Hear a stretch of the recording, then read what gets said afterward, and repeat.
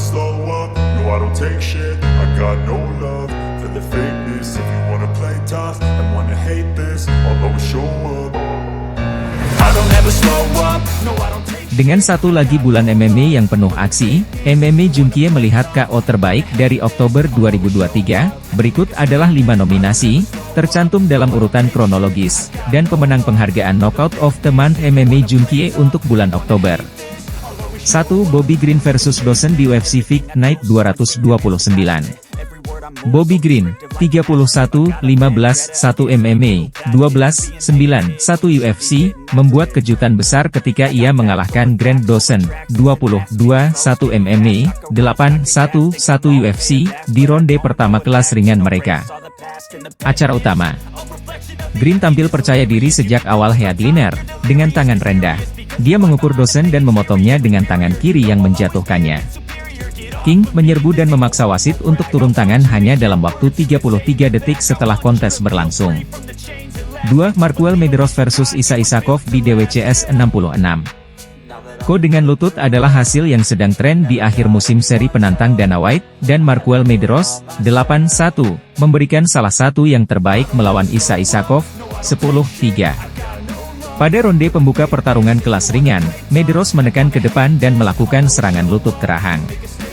Isakov segera menjadi kaku dan terbebani ke kanvas, menghasilkan kontrak UFC untuk Mederos.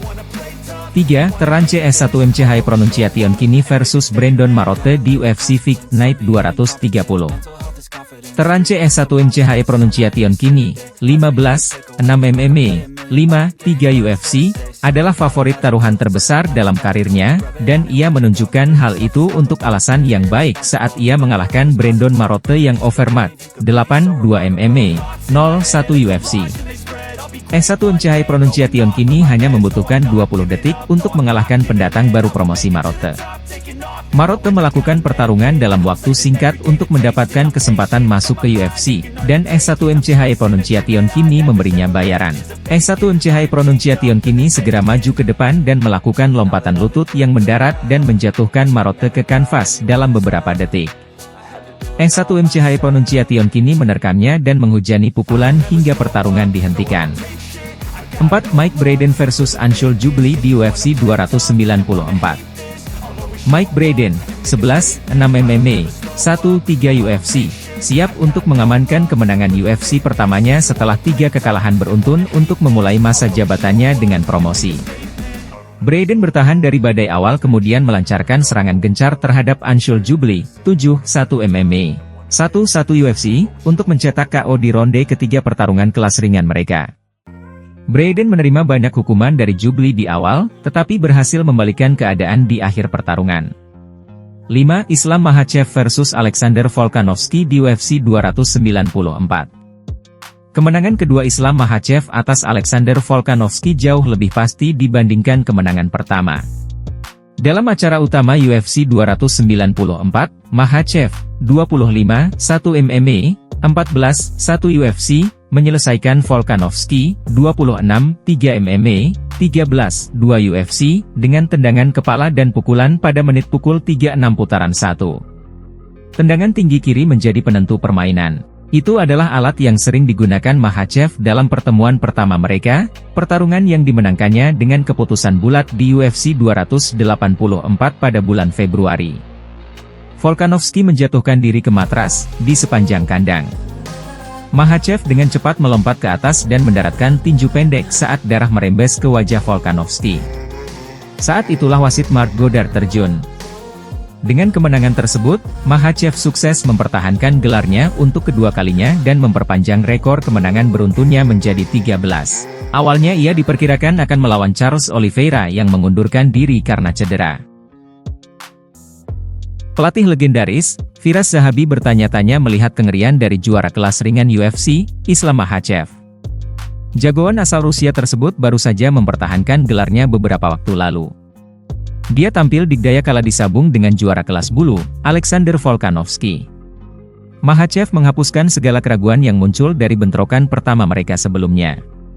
Tak perlu penilaian juri, satu ronde saja sudah cukup baginya untuk membuat lawannya merana. Kemenangan diamankan olehnya berbekal aksi tendangan yang mengerikan. Sepakan ke arah kepala yang dia lepaskan tak mampu ditahan Volkanovski dengan baik. Seraya dengan lawannya yang roboh, rekan seperguruan Khabib Nurmagomedov itu langsung melepaskan hujan pukulan hingga wasit menghentikan duel. Menariknya, aksi Makhachev berbuah banyak pujian. Belakangan kehebatannya bahkan ditasbihkan oleh pelatih legendaris asal Kanada, Firas Zahabi. Pelatih yang turut memoles legenda MMA, Georges St. Pierre itu merasa sang juara kelas ringan adalah petarung terbaik saat ini. Dia pun dibuat bertanya-tanya saat membahas siapa yang bisa mengalahkan Makhachev. Zahabi tidak yakin ada petarung yang bisa mengalahkan sang saudara seperguruan Khabib. Islam Makhachev adalah petarung kelas ringan saat ini, tukasnya, dilansir juara.net dari Sport Express.ru. Dia bahkan petarung terbaik lintas divisi. Saya pikir tidak akan ada yang bisa mengalahkan dia di kelas ringan. Saya pikir Justin Gaethje, Dustin Poirier, Charles Oliveira, dan Beneil Dariush tidak punya peluang. Siapa yang bisa mengalahkan dia? Sambung Zahabi. Makhachev kini sedang menanti jadwal duel berikutnya dari UFC. Dia punya banyak pilihan mulai dari Charles Oliveira hingga Justin Gaethje. Selain itu, sang raja kelas ringan juga bisa menjajal kemampuannya di kelas welter. Sebelumnya Dana White sudah bersiap memberikan lampu hijau baginya untuk menjarah kelas welter. Makhachev bahkan sudah berani menggoda bosnya untuk dijadikan petarung cadangan duel Leon Edwards versus Colby Covington. Sebagai tambahan informasi, bentrokan itu rencananya dihelat pada bulan Desember nanti. Conor McGregor akhirnya memiliki tanggal pasti untuk kembalinya dia ke UFC.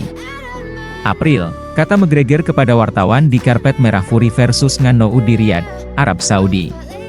Sekarang mereka mengatakan April. Saya senang dengan bulan April. Aku ingin sekali mencintainya lebih awal, tapi aku harus melakukannya, jika aku boleh jujur dan realistis, dan untuk para penggemarku, aku ingin tampil baik, membangun diriku kembali, dan itu saja. Ini terlihat seperti bulan April, seni bela diri campuran. McGregor tidak berkompetisi sejak menderita cedera kaki parah dalam pertarungan trilogi melawan Dustin Poirier pada Juli 2021. Secara total, mantan juara 2 divisi UFC ini hanya 4 kali bertarung di MMA sejak kemenangannya atas Eddie Alvarez pada tahun 2016, mengapit kemenangan atas Daniel Cerrone di antara kekalahan gelar dari Khabib Nurmagomedov dan kekalahan berturut-turut dari Poirier. Saya sudah tidak bisa hidup selama hampir 3 tahun sekarang, kata McGregor. Pahami itu. Saya telah melalui apa yang telah saya lalui. Saya sedang mengalami cedera dan kekalahan. Bayangkan apa yang dilakukannya. Anda mendengar apa yang dikatakan Alexander Volkanovski, saya memahaminya. Saya harus kembali ke cara hidup saya. Ini adalah pekerjaan saya. Jadi ini sangat membuat frustrasi dan mudah-mudahan kami bisa kembali di bulan April. Saya hanya ingin tanggalnya, tambah McGregor.